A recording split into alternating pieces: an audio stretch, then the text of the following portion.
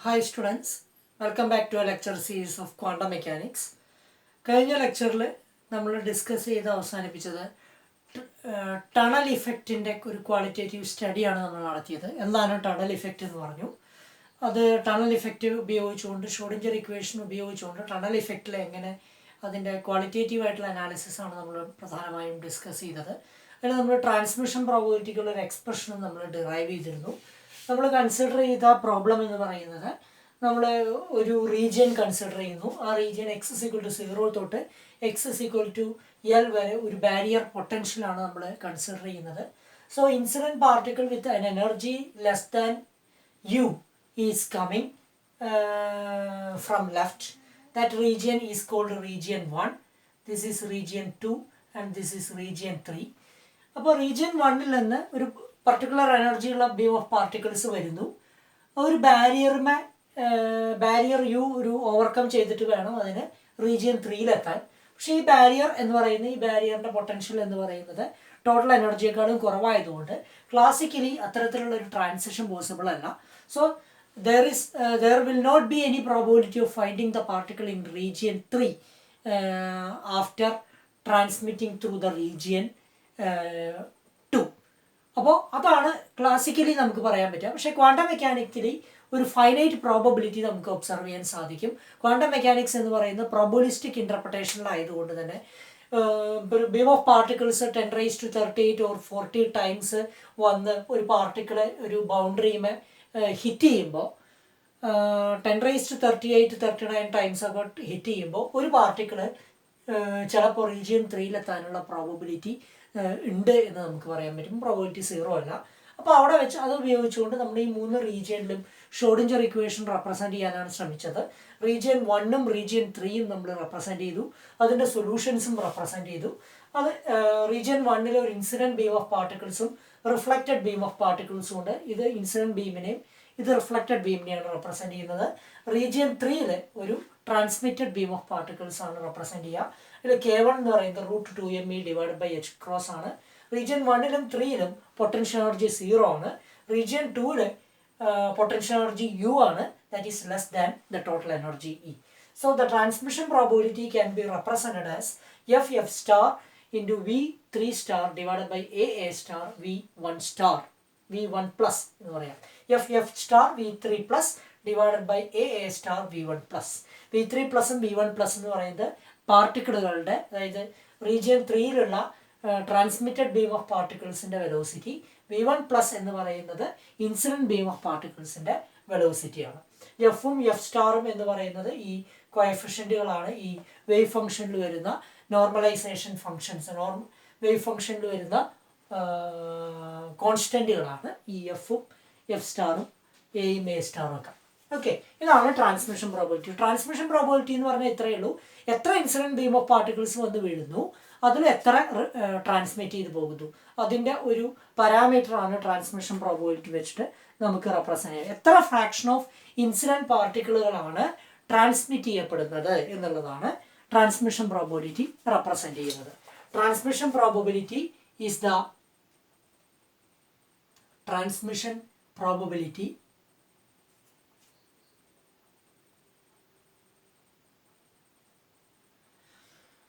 is the fraction of incident particles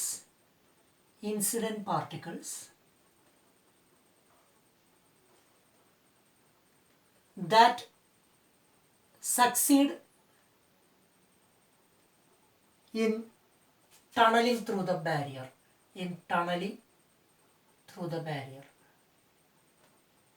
tunnelling effect എന്താണെന്ന് നമ്മൾ പറഞ്ഞു. റീജിയൻ 1ൽ നിന്ന് റീജിയൻ 3ലേക്ക് പാർട്ടിക്കിൾ ടണൽ ചെയ്ത് പോകുന്നു, അതായത് ട്രാൻസ്മിറ്റ് ചെയ്ത് പോകുന്നു. ഇത് ക്വാണ്ടം മെക്കാനിക്കലി മാത്രം എക്സ്പ്ലെയിൻ ചെയ്യാൻ പറ്റുന്ന ഒരു കാര്യമാണ്. അപ്പോൾ ക്ലാസിക്കലി ഇത് ഇമ്പോസിബിൾ ആണ്, പക്ഷേ ക്വാണ്ടം മെക്കാനിക്കലി ഇത് പോസിബിൾ ആണ് ത്രൂ എ ബാരിയർ. ഓക്കെ, അപ്പോൾ ഒരു ഫൈനൈറ്റ് പ്രോബബിലിറ്റി റീജിയൻ 3ൽ ഉണ്ടാവും. ട്രാൻസ്മിഷൻ പ്രോബബിലിറ്റി എന്ന് പറയുന്നത് ക്ലാസിക്കലി 0 കിട്ടും, ക്വാണ്ടം മെക്കാനിക്കലി ഈ ഒരു റിസൾട്ടാണ് കിട്ടുക. ഇത് കുറച്ചും കൂടി ഡീറ്റെയിൽ ആയിട്ട് നമുക്കൊന്ന് അനലൈസ് ചെയ്യുക എന്നുള്ളതാണ് നമ്മൾ ഇവിടെ ശ്രമിക്കുന്നത്. ക്വാണ്ടിറ്റി നമുക്കിവിടെ എഫും എഫ് സ്റ്റാറും എയും എ സ്റ്റാറും ഒക്കെ കാൽക്കുലേറ്റ് ചെയ്തു. ഈ V3 പ്ലസും V1 പ്ലസും സെയിം ആണെങ്കിൽ can be simply write it as f star divided by a star. So we have to find out f and a. എഫും എയും കണ്ടുപിടിച്ച് കഴിഞ്ഞാൽ ടി കാൽക്കുലേറ്റ് ചെയ്യാൻ പറ്റും, ട്രാൻസ്മിഷൻ പ്രോബബിലിറ്റി കാൽക്കുലേറ്റ് ചെയ്യാൻ പറ്റും. Classically the transmission probability is 0 because in classical mechanics it is impossible to tunnel a particle through this barrier. Quantum mechanically ഈ tunnelling effect നമുക്ക് റെപ്രസെൻറ്റ് ചെയ്യാൻ പറ്റും. അപ്പോൾ ഈ ടി കണ്ടുപിടിക്കുക എന്നുള്ളതാണ് നമ്മളുടെ ഈ ലെക്ചറിലെ ഏറ്റവും പ്രധാനപ്പെട്ട കാര്യം. അപ്പോൾ അതിനുവേണ്ടി നമ്മൾ ആദ്യം ചെയ്യാൻ പോകുന്നത്, നമ്മൾ റീജിയൻ 1ൻ്റെയും 3ൻ്റെയും ഷ്രോഡിഞ്ചർ ഇക്വേഷൻ എഴുതിയിട്ടുണ്ടായിരുന്നു. റീജിയൻ 2ൻ്റെ ഷ്രോഡിഞ്ചർ ഇക്വേഷൻ എഴുതിയിട്ടുണ്ടായിരുന്നില്ല. ഷ്രോഡിഞ്ചർ ഇക്വേഷൻ എന്താ? D square psi by D X square plus 2m by H cross square into E minus U into psi equal to 0 എന്നുള്ളതാണ്. റീജിയൻ 3 ആയാലും വേവ് ഫംഗ്ഷൻ സൈ 3 എന്ന് കൊടുത്തു, ഇവിടെ 3 എന്ന് കൊടുത്തു. ഓക്കെ, പക്ഷേ ഇ ലെസ് ദാൻ യു ആണ്, അതുകൊണ്ട് തന്നെ ഇ മൈനസ് യു എന്ന് പറയുന്നത് നെഗറ്റീവ് ആയിരിക്കും. അപ്പോൾ നമ്മൾ യു മൈനസ് ഇ എന്ന് എഴുതുകയാണെങ്കിൽ അതൊരു പോസിറ്റീവ് ക്വാണ്ടിറ്റി വരും.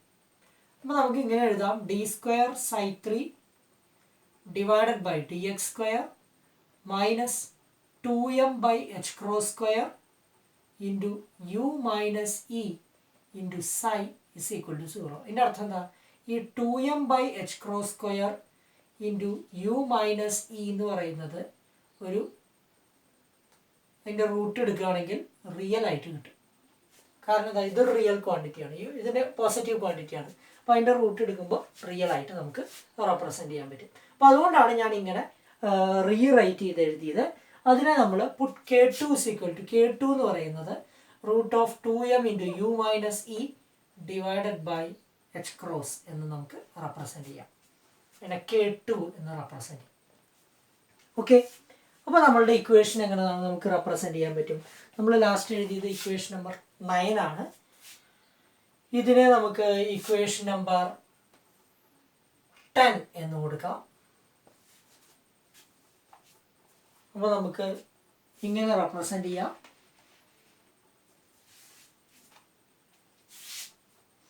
D square psi 2 divided by t x square minus K2 square psi 2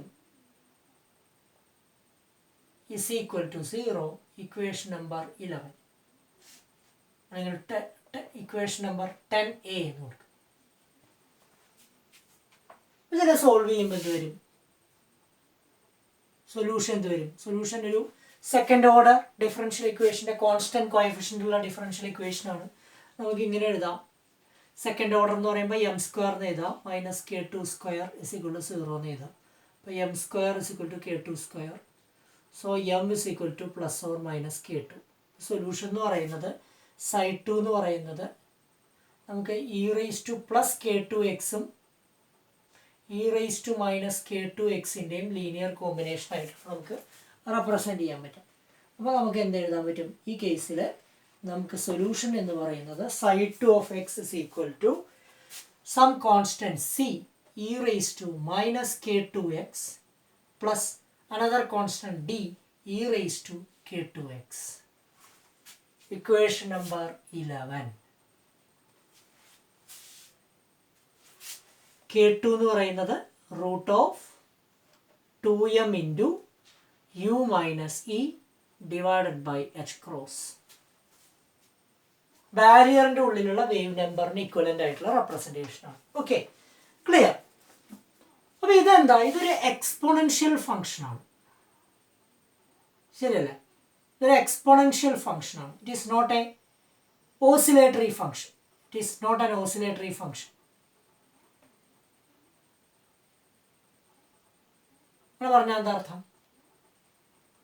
ഞാൻ പറഞ്ഞു സൈ 1 സൈ 3 എഴുതിയപ്പോൾ E raise to I K1x E raise to I theta ഫോമിലാണ്, അതായത് cos theta plus I sine theta ഫോമിലാണ്. എന്ന് പറഞ്ഞാൽ എന്താ? അതൊരു സിനുസോയിഡൽ ഓസിലേഷൻസിൻ്റെ റെപ്രസെൻറ്റേഷനാണ് നമ്മൾ നടത്തിയത്. പക്ഷെ ഇവിടെ പ്യുവർലി K2 എന്ന് പറയുന്ന ഒരു റിയൽ ആണ്. K2 റിയൽ ആയതുകൊണ്ട് തന്നെ e raise to minus K2x E raise to plus K2x exponential functions ആണ്. എക്സ്പോണൻഷ്യൽ ഫംഗ്ഷൻസ് ആയതുകൊണ്ട് തന്നെ ഒരു ഓസിലേറ്ററി ഫംഗ്ഷൻ അല്ലാത്തത് കൊണ്ട് തന്നെ ഇതൊരു മൂവിങ് പാർട്ടിക്കിളിനെ റെപ്രസെന്റ് ചെയ്യുന്ന വേവ് ഫംഗ്ഷൻ അല്ല. ഒരു മൂവിങ് പാർട്ടിക്കിളിനെ നമുക്ക് ഒരിക്കലും ഇത്തരത്തിലുള്ള ഒരു എക്സ്പോണൻഷ്യൽ ഫംഗ്ഷൻ വെച്ചിട്ട് നമുക്ക് റെപ്രസെന്റ് ചെയ്യാൻ പറ്റില്ല, ഫിസിക്കലി റെപ്രസെന്റ് ചെയ്യാൻ പറ്റില്ല. So psi2 does not oscillate. Psi2 is not an oscillatory function. It does not oscillate.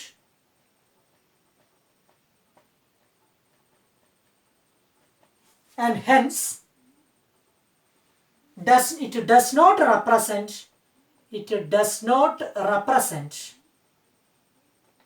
a real moving particle.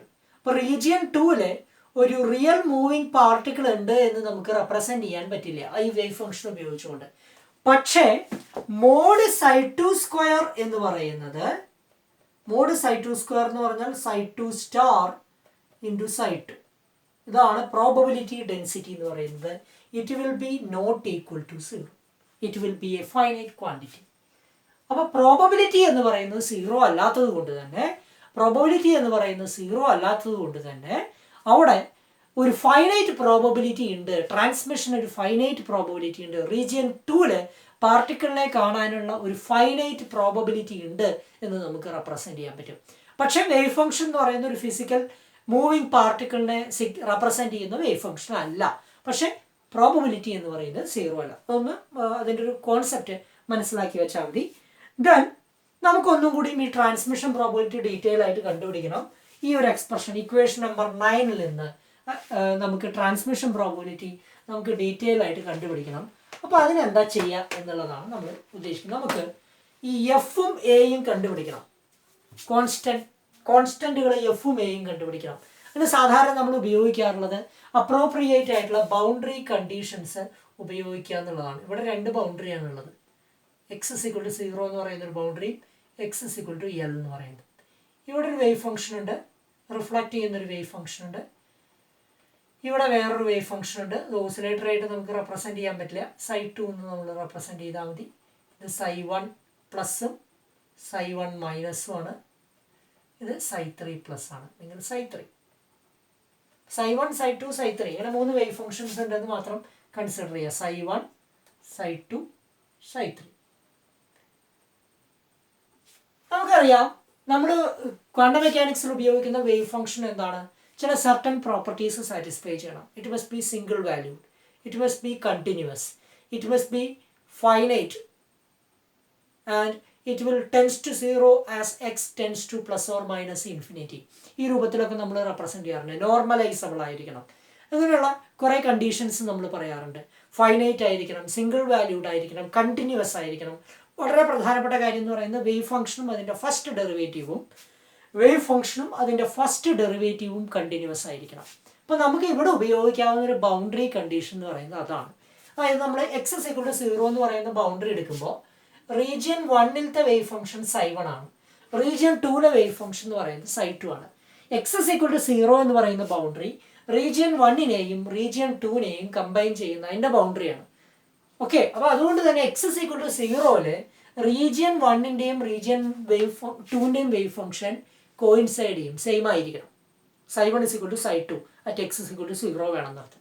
അതേപോലെ തന്നെ അതിൻ്റെ ഫസ്റ്റ് ഡെറിവേറ്റീവും അതുപോലെ കണ്ടിന്യൂസ് ആയിരിക്കണം. ഇപ്പോൾ വേവ് ഫംഗ്ഷൻ കണ്ടിന്യൂസ് എന്ന് പറഞ്ഞാൽ നമുക്ക് ബൗണ്ടറി കണ്ടീഷൻ ഉപയോഗിക്കുമ്പോൾ the wave functions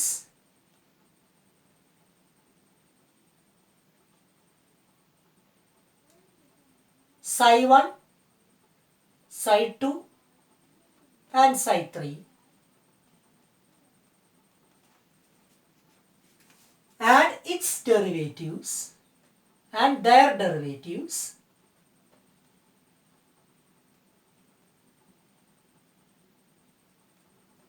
ഡെറിവേറ്റീവ്സ് എന്ന് പറഞ്ഞാൽ ഡോ സൈ ബൈ ഡോ എക്സ് ആണ് നമ്മൾ കൺസിഡർ ചെയ്യുന്നത്. ഇവിടെ 1 ഡയമെൻഷൻ ആയതുകൊണ്ട് derivatives must be continuous everywhere, must be continuous everywhere. അതൊരു വേവ് ഫംഗ്ഷൻ്റെ ബേസിക് പ്രോപ്പർട്ടിയാണ്.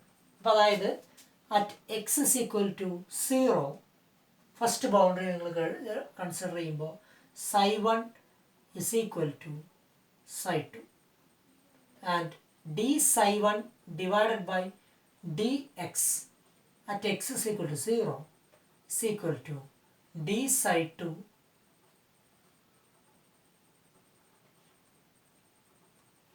by dx at x is equal to 0.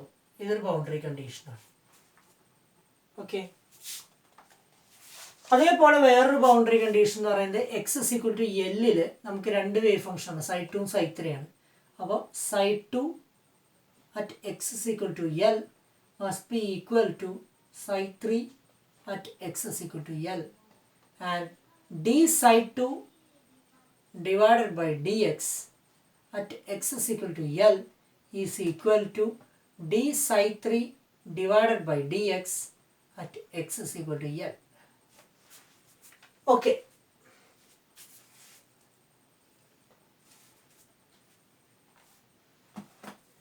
ഇതാണ് രണ്ട് boundary conditions. X is equal to 0ലും എക്സ് ഇസ് ഈക്വൽ ടു എല്ലിലെയും ബൗണ്ടറി കണ്ടീഷൻ എന്ന് പറയുന്നത് ഇതാണ്. ഇത് ഉപയോഗിച്ചുകൊണ്ട് നമ്മൾ ഇക്വേഷൻ റൈറ്റ് ചെയ്യാൻ പോവാണ്. അപ്പോൾ നമുക്കൊരു കാര്യം ചെയ്യാം. സൈ 1 ഇസ് ഈക്വൽ ടു സൈ 2. സൈ 1 എന്താ? സൈ 1ഉം സൈ 2 ഒന്ന് ആദ്യം എഴുതാം.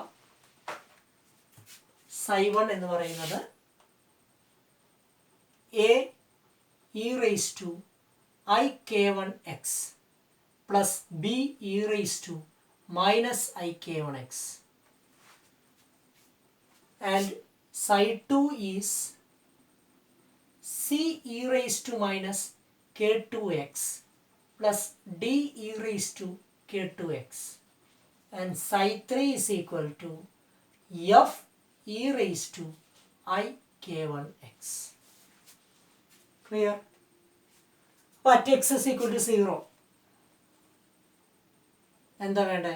psi 1 is equal to psi 2 ആണല്ലോ. അപ്പം നമുക്ക് ഇങ്ങനെ എഴുതാം. a e raised to I k1 into 0 plus b e raised to minus I k1 into 0 is equal to c e raised to minus k2 into 0 plus d e raised to k2 into 0. അപ്പം എന്ത് വരും? a plus b is equal to c plus d.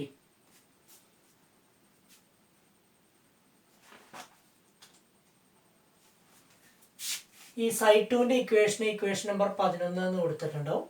ഇത് equation number 12 എന്ന് കൊടുക്കും.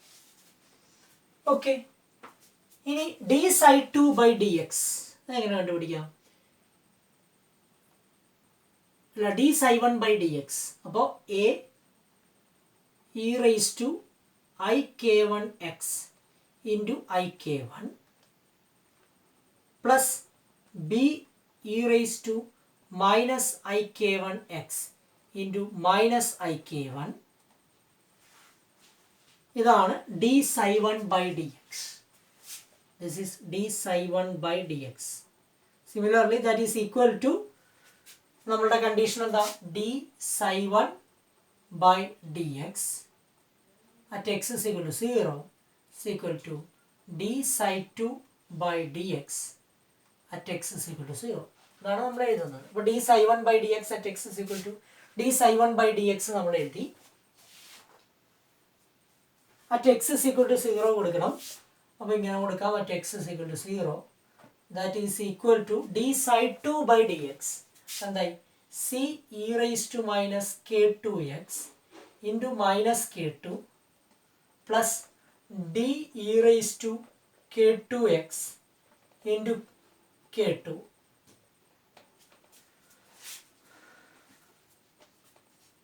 at x is equal to 0. Combine ചെയ്യാലോ. അപ്പോൾ നമുക്ക് x is equal to 0 കൂടെ സബ്സ്റ്റിറ്റ്യൂട്ട് ചെയ്താൽ എന്ത് വരും?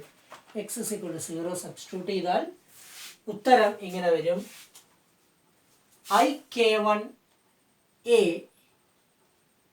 e raised to I k1 into 0 minus I k1 b e raised to minus I k1 into 0, that is equal to minus k2 c e raised to minus k2 into 0 plus k2 d e raised to k2 into 0 ആണല്ലോ. അപ്പം എന്തായി ik1 a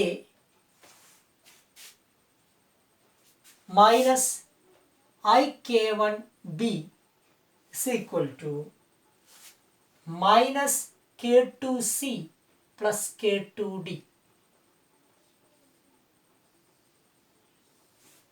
okay, ഇത് equation number 13 എന്ന് കൊടുക്കും. അപ്പോൾ x is equal to 0-ല് രണ്ട് boundary condition ഉപയോഗിച്ചുകൊണ്ട് ഇക്വേഷൻ 12ഉം 13ഉം നമ്മൾ എഴുതി. ഇനി നമ്മൾ x is equal to l കൊടുക്കാൻ പോവാണ്. അപ്പോൾ നമ്മുടെ ബൗണ്ടറി കണ്ടീഷൻ എന്ന് പറയുന്നത് x is equal to l കൊടുക്കുമ്പോൾ psi2 is equal to psi3 and d psi2 divided by dx is equal to d psi3 divided by dx at x is equal to L.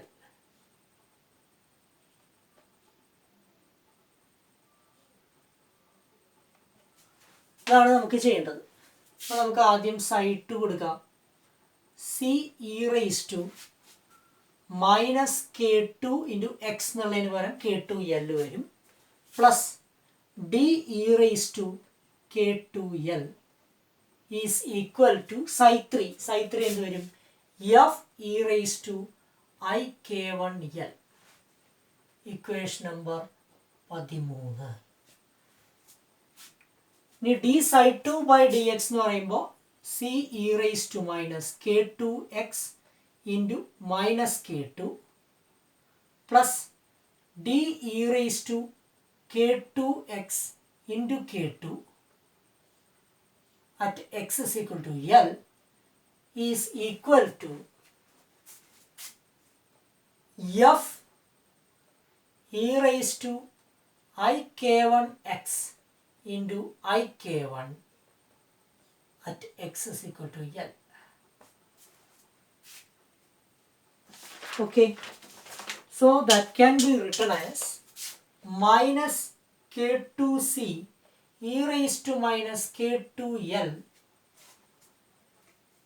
ഈ എക്സിന് L കൊടുക്കുമ്പോൾ minus k2c e raised to minus k2L, c e raised to minus k2L plus k2 d e raised to k2L is equal to ik1 f e raised to ik1L. Okay, ik1 f e raised to ik1L. Okay, അപ്പോൾ ഇതാണ് equation number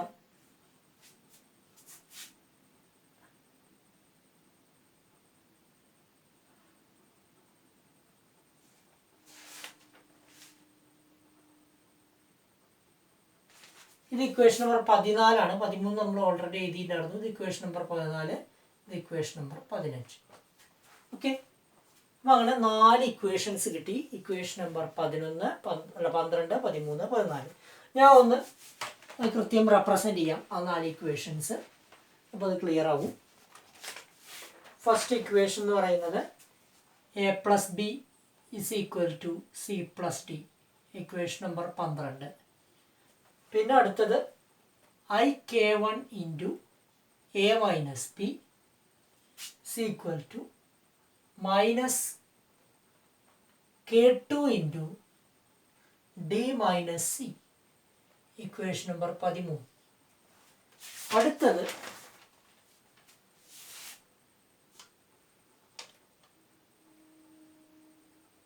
k2 into d e raised to k2L minus c e raised to minus k2L is equal to ik1 f e raised to ik1L.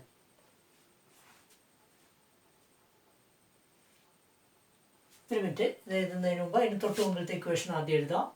c e raised to minus k2L plus d e raised to k2L is equal to f e raised to ik1L, equation number 14 എന്നോട്ട്. അടുത്ത equation എന്ന് പറയുന്നത് minus k2c e raised to minus k2L plus k2d e raised to k2L is equal to ik1 f e raised to IK1L. Equation number 15. അപ്പോൾ നമുക്ക് equation number 12, 13, 14, 15 കിട്ടി. ഈ 4 equation rewrite ചെയ്ത് എഴുതണം. ഇത് ഇക്വേഷൻ 14, 15 എടുത്തു നോക്കിയാൽ അറിയാം, അതിൽ സിയും ഡിയും എഫും ആണ് ഉള്ളത്. അപ്പോൾ ഈ ഇക്വേഷൻ ഇവിടെ സബ്സ്റ്റിറ്റ്യൂട്ട് ചെയ്തിട്ട് സിയും ഡിക്കും പകരം എഫ് വെച്ചിട്ട് നമുക്ക് റെപ്രസെന്റ് ചെയ്യാൻ പറ്റും. അതെടുത്തിട്ട് ഈ ഇക്വേഷൻ 12ഉം 13ഉം സബ്സ്റ്റിറ്റ്യൂട്ട് ചെയ്ത് റീഅറേഞ്ച് ചെയ്താൽ നമുക്ക് A/F കാൽക്കുലേറ്റ് ചെയ്യാൻ പറ്റും. We can easily calculate A/F using equation number 12, 13, 14 and 15. ഞാൻ ആ സ്റ്റെപ്പ് എഴുതുന്നില്ല, അത് കുറച്ച് കൂടുതൽ സ്റ്റെപ്പുള്ള മാത്തമാറ്റിക്കൽ സ്റ്റെപ്പാണ്. ഒരു അസൈൻമെൻറ്റോ ഒരു എക്സസൈസ് ആയിട്ടോ നിങ്ങൾക്ക് ചെയ്യാവുന്നതേ ഉള്ളൂ. So A/F can be represented as you will get a result substituting, and we will get a result like this. A/F is equal to 1/2 plus I/4 K2/K1 minus K1/K2 bracket into e raised to IK1 plus K2 into L plus 1/2 minus I/4 into K2/K1 minus K1/K2 bracket into e raised to IK1 minus K2 into L. Equation number 16. It's a very important relation. ഇത് നിങ്ങൾക്ക് mathematically ഈ 4 equation ഉപയോഗിച്ചുകൊണ്ട് solve ചെയ്ത് കണ്ടുപിടിക്കാവുന്നതേ ഉള്ളൂ. ആ step ഞാൻ leave ചെയ്യാണ്. ഇത് കുറച്ച് കൂടുതൽ സ്റ്റെപ്പുകളുള്ളതാണ്. അപ്പോൾ അത് നമുക്ക് കാൽക്കുലേറ്റ് ചെയ്യാൻ പറ്റും. ഇനി നമ്മൾ അതിൽ ചില അപ്രോക്സിമേഷൻസ് നടത്താൻ പോവുകയാണ്. ഈ ഇക്വേഷനെ ഒന്ന് റീറൈറ്റ് ചെയ്ത് എഴുതാൻ വേണ്ടിയിട്ടാണ് നമ്മൾ കുറച്ച് അപ്രോക്സിമേഷൻസ് നടത്തുന്നത്. ഫസ്റ്റ് അപ്രോക്സിമേഷൻ എന്ന് പറയുന്നത്, ഈ ബാരിയറിന്റെ ഹൈറ്റ് വളരെ കൂടുതലാണെന്ന് വിചാരിക്കുക. ബാരിയർ ഹൈറ്റ് ഈസ്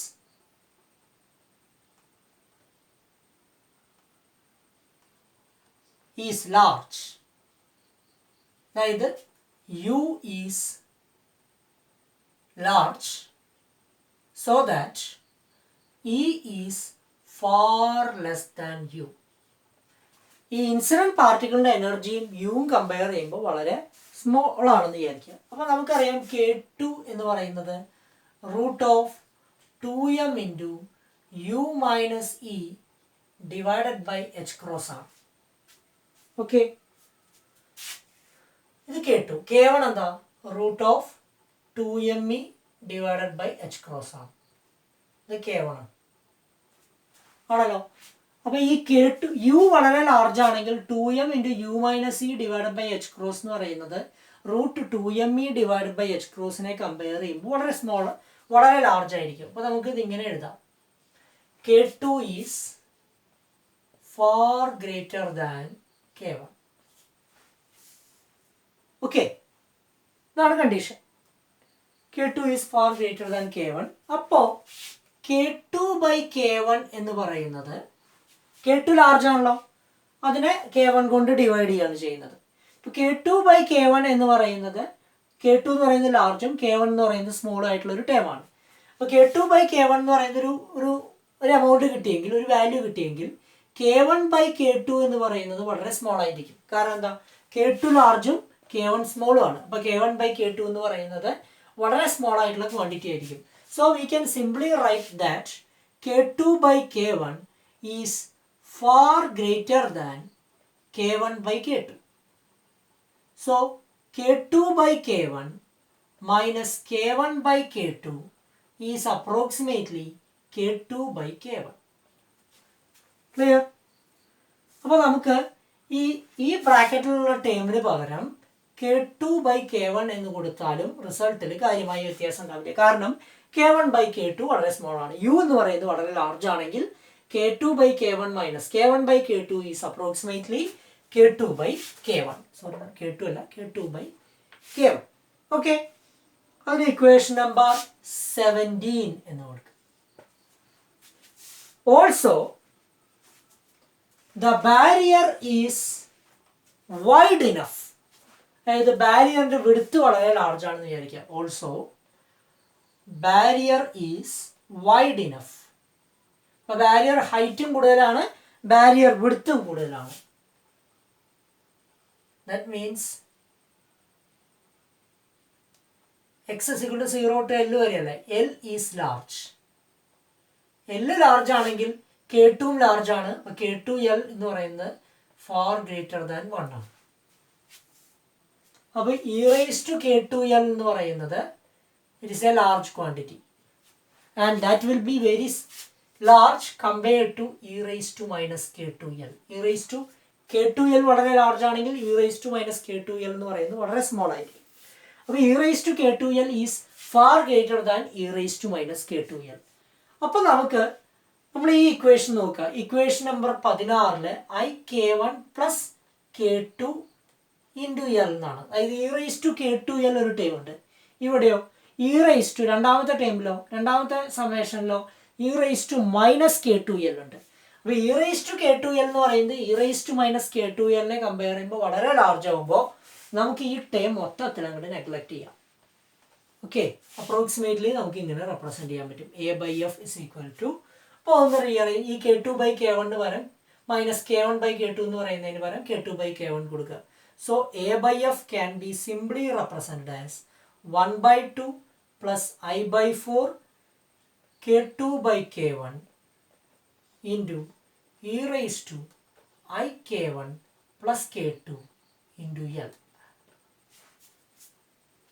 ഓക്കെ, ഇതാണ് എ ബൈ എഫ് വരിക. അപ്പോൾ അത് നമുക്ക് ഇക്വേഷൻ നമ്പർ 18 എന്ന് കൊടുക്കാം. അപ്പോൾ എ ബൈ എഫിനെ അപ്രോക്സിമേറ്റ്ലി നമ്മൾ ഇങ്ങനെ റെപ്രസെൻറ്റ് ചെയ്യും. ക്ലിയർ ആയി വിശ്വസിക്കുന്നു. ദെൻ എ ബൈ എഫ് ഇതാണെങ്കിൽ എ ബൈ എഫ് സ്റ്റാർ എന്ന് വരും. എ ബൈ എഫ് ഒന്നും കൂടി എഴുതാം. A by f is equal to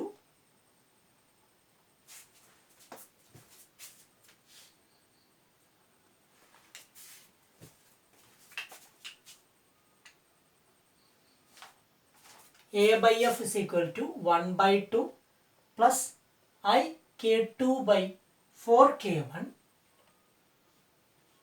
into e raised to I K1 plus K2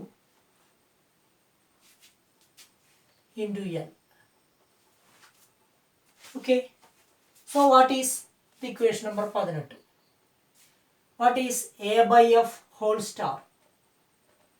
എന്ത് വരും? 1/2 minus IK2 by 4 K1 into e raised to minus IK1 plus K2. K2 real ആണ് into L. Equation number 19. Okay, നമുക്കൊരു കാര്യം ചെയ്യാം. A star divided by f star കണ്ടുപിടിക്കാം. എന്ത് വരും?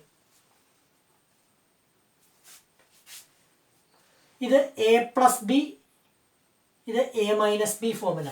അപ്പോൾ a plus b into a minus b എന്ത് വരും? A square minus b square. ഇപ്പോൾ 1/4 minus i square K2 square divided by 16 K1 square into e raise to IK1 e raise to minus IK1 എല്ലും അതും കൂടി multiply ചെയ്യുമ്പോൾ 1 ആയിട്ട് മാറും. അടുത്തത് ഇ റേസ് ടു K2L, ഇവിടെയും e raise to K2L, e raise to 2K2L എന്ന് വരും. അപ്പോൾ that will be equal to 1/4 minus K2 square divided by plus K2 square divided by 16 K1 square into e raise to 2K2L എന്ന് വരും. Okay, ഇപ്പോൾ transmission probability എന്താ? T is equal to F star V3 plus divided by A star V1 plus. ഇത് V3 പ്ലസും V1 പ്ലസും same ആണെങ്കിൽ നിങ്ങൾക്ക് F star divided by A star എന്ന് എഴുതാം. ഓക്കെ, അപ്പോൾ നമുക്ക് എങ്ങനെ റെപ്രസെൻറ്റ് ചെയ്യാം? That will be equal to, so t will be equal to e raised to minus 2k2l divided by 1 by 4 plus k2 square divided by 16 k1 square. അങ്ങനെയാണല്ലോ. അപ്പോൾ ഈ 16 LCM എടുക്കുമ്പോൾ ഈ 16 മുകളിലേക്ക് പോകും. 16 e raised to minus 2k2l divided by 4 plus k2 by k1 whole square.